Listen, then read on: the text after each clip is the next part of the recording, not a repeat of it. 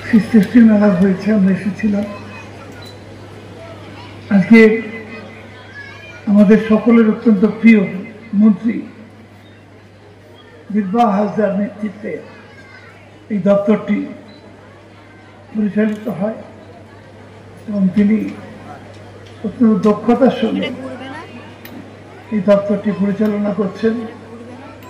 এবং একটু আগে শ্রীযুক্ত ইন্দ্র সিংহ বলেছেন, এবং যাদেরকে নিয়ে এবং যাদের জন্য এই মেলা, সকল মা ভাই ও বোনেরা। ভাইয়াদের সংখ্যা কম, বোনেদের সংখ্যাই বেশি। এটাই হওয়া স্বাভাবিক, এটাই বাস্তব।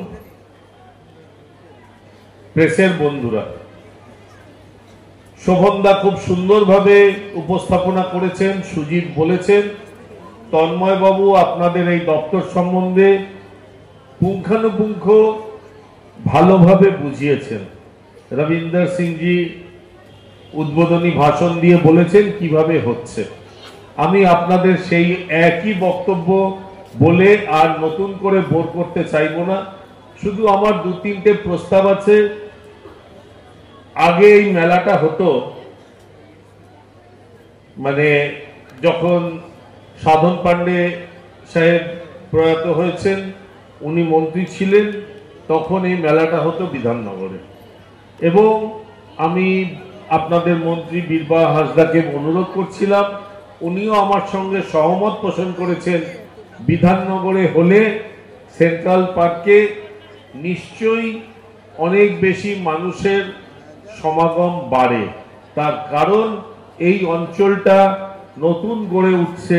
এখানে আসতে গেলে বাসে অথবা অটোয় আসতে হয়, যেখানে বিধাননগরে মেট্রো শিয়ালদা স্টেশন থেকে অতি সহজেই আসা যায়। সেই জন্যে আমি বিরবাহ হাসদা মাননীয় মন্ত্রীকে অনুরোধ করব, আগামী বছর আপনারা চেষ্টা করবেন, আমাদের সঙ্গে একটু আগে যোগাযোগ করবেন, যাতে বিধাননগর মেলায় প্রাঙ্গণে বইমেলা প্রাঙ্গণ, মাননীয় মুখ্যমন্ত্রীর স্বপ্নের বইমেলা প্রাঙ্গণে আবার আমরা আপনাদের ফিরিয়ে নিয়ে যেতে পারি। উপস্থিত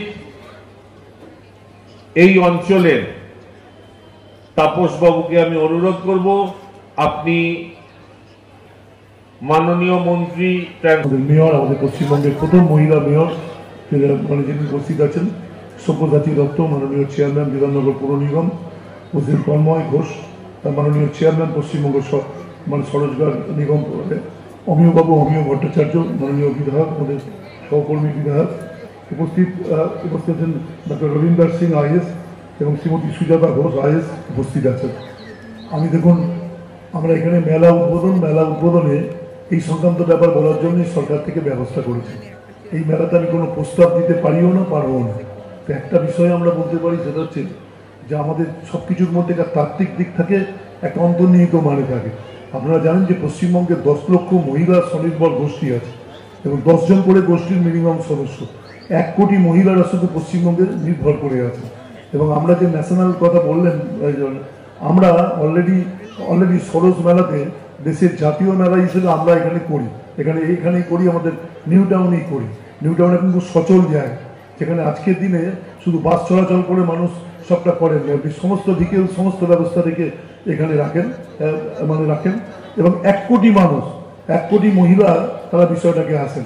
আপনারা সকলে জানেন, সারা পৃথিবীর অর্থনীতিতে একটা আলোচনা হচ্ছে যে জানেন যে আমাদের পিছিয়ে পড়া দেশ, যেখানে অমর্ত্য সেন নোবেল পুরস্কার পেয়েছিলেন, তার নোবেল পুরস্কারের অনেকগুলো বিষয়বস্তুর মধ্যে বিষয়বস্তু ছিল যে একটা দেশ উন্নত হতে গেলে একটা ধারণা ছিল পার ক্যাপিটা ইনকাম, মাথাপিছু আয়। তিনি বললেন this is the wrong concept. এটা একটা আছে, একটা দেশ উন্নত হতে গেলে পার ক্যাপিটা এডুকেশন, মাথাপিছু শিক্ষা, আর সমাজের অর্ধেক অংশ মহিলা, তাদের উৎপাদনের সঙ্গে যুক্ত করে না। এটা আমাদের রাজ্যে সফলভাবে মাননীয় মুখ্যমন্ত্রী তারা সারা ভারতবর্ষের মধ্যে পথ দেখিয়েছেন। রাজ্যকে এত বঞ্চনার পরও দাঁড়িয়ে আছি অর্থনীতির বুনিয়াদ। একটা অর্থনীতির বুনিয়াদ শুধু বড় শিল্প, দেখভাল শিল্পের মধ্যে দিয়ে হয় না। আমাদের অর্থনীতির বুনিয়াদটা তৈরি আছে এর মধ্যে দিয়ে দাঁড়িয়ে। গত বছর আমাদের এখানে দাঁড়িয়ে মেলা দারুণভাবে প্রসার, মানুষ আসেন গ্রাম থেকে শহরে, সব জায়গা থেকে বিষয়টা আসছেন, সমগ্র জায়গায় মেলাটা ছড়িয়ে দেওয়ারই একটা লক্ষ্য। আমাদের যেখানে আমাদের বিধাননগর, সেখানে দাঁড়িয়ে আমাদের বইমেলা, সেখানে ধন্যবাদ দিতে চাই এই দপ্তরের মন্ত্রী বীরবাহ হাঁসদা এবং সাবিনাকেও। আমি মন্ত্রী দুজন, এরা এত দক্ষ, এবং বীরবাহ একজন অভিনেত্রী, একজন পিছিয়ে পড়া ঘর থেকে এসে মানুষকে দেখিয়ে দিয়েছে পিছানো নয়, নিজের যোগ্যতায় নিজের কাজকে নিজেকে এগিয়ে নিয়ে যেতে হবে। নিজের ভেতরে যে মেটেরিয়াল আছে, নিজে কি সেটা প্রমাণ করতে হবে। আজকে সে প্রমাণ করবার পরে মন্ত্রিসভায় মন্ত্রী হয়েও সেই জায়গাটাও তারা সার্থক সুন্দরভাবে মানুষের কাছে পৌঁছে দিয়েছে। তাই আমি বলবো এই মেলা আপনারা রোজ আসুন, এবং যে সমস্ত ভাই বোনেরা আমাদের এসছে, অনেক আশা নিয়ে এসছে, তাদের গ্রাম থেকে গাড়ি দিয়ে তাদের এইখানে নিয়ে আসা হয়েছে, এবং তাদেরকে রাখা খাওয়া, তারা আমাদের অতিথি, তারা যাতে ভালো থাকে এটা আমাদের দেখার।